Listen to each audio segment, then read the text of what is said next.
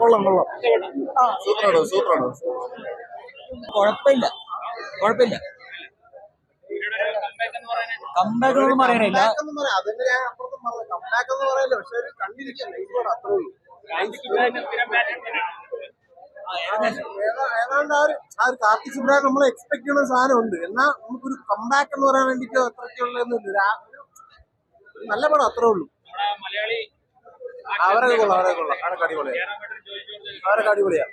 ജയറാമിന്റെ ഇടയ്ക്ക് എന്തോ അവർക്ക് കൊടുത്ത റോള് കറക്റ്റ് ആയിട്ട് ചെയ്തിരിക്കുന്നത്. ഒരു കൊമേഡി ടൈപ്പ് പുള്ളിയെ കളിയാക്കുന്നൊരു വിമർശനം വന്നത്, പക്ഷെ എനിക്ക് അങ്ങനെ ഒന്നും ഫീൽ ചെയ്തില്ല. അത്യാവശ്യം പുള്ളി കൊടുത്ത റോള് ഒരു പുള്ളിയെ കളിയാക്കുന്ന രീതിയിലാണെന്ന് എനിക്ക് തോന്നിയില്ല. കൊള്ളാം, നല്ല നല്ല നല്ല മ്യൂസിക് കൊള്ളാം. ആക്ഷനോ അടിപൊളിയാണ്, മ്യൂസിക്കിന്റെ ആക്ഷൻ അടിപൊളിയാണ്. പടം അപ്പുറം പോലെ. തിയേറ്ററിൽ ഇത് തന്നിട്ട് കുറെ കാലമായി, അത് തന്നെ വീണ്ടും തുടർന്നുകൊണ്ടിരിക്കുകയാണ്. നമുക്ക് പറയാൻ വേറെ ഒന്നുമില്ല. കംബാക്ക് ഒന്നും അയ്യോ, എനിക്കിതിനെക്കാട്ടി കങ്കു കൊള്ളാന്നാണ് തോന്നുന്നത്. അയ്യോ സൂപ്പറാണ്, ഇഷ്ടപ്പെട്ടു.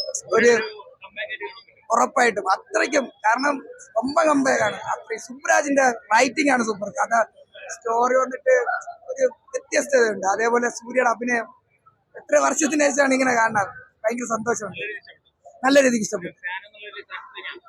എനിക്ക് ആ സൂര്യ സ്റ്റോറിയാണ് ഏറ്റവും കൂടുതൽ ഇഷ്ടപ്പെട്ടത്. സൂര്യ ഇതിൽ അങ്ങ് തകർത്താടിയിട്ടുണ്ട്.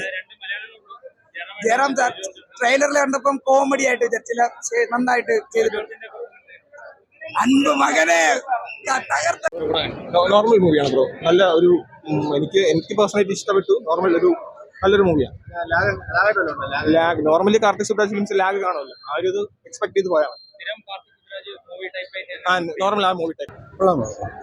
കുഴപ്പമില്ല, കുഴപ്പമില്ല ബ്രോ.